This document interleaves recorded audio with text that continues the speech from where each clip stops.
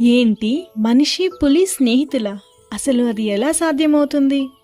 మనుషులు ఇంకా జంతువులు పులికి ఆహారం కదా, మరి వారిద్దరూ స్నేహితులుగా ఎలా అయ్యారు? ఇప్పుడే తెలుసుకుందాం రండి. అనగనగా ఒక అందమైన అడవిలో ఒక గంభీరమైన పులి జీవిస్తూ ఉండేది. అది ఒక రోజు నడుచుకుంటూ వెళ్తూ ఉండగా దాని కాలికి ఒక పెద్ద ముళ్ళు గుచ్చుకుంటుంది.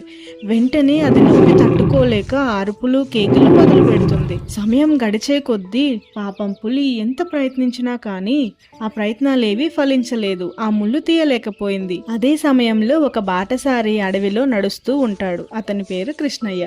కృష్ణయ్య అలా అడవిలో వెళ్తూ ఉండగా అతనికి ఏవో జంతువుల శబ్దాలు ఏడుస్తున్నట్లుగా వినిపిస్తాయి.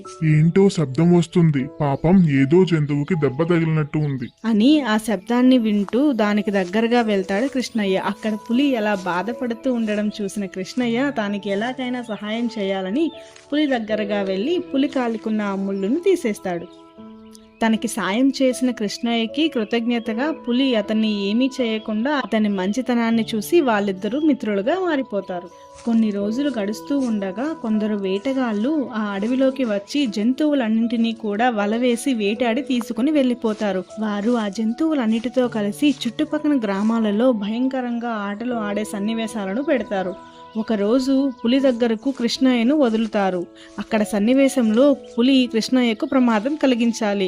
కానీ ఒకప్పుడు తనను కష్టంలో ఉంటే కాపాడిన కృష్ణయ్యను చూసి పులి వెంటనే గుర్తుపడుతుంది.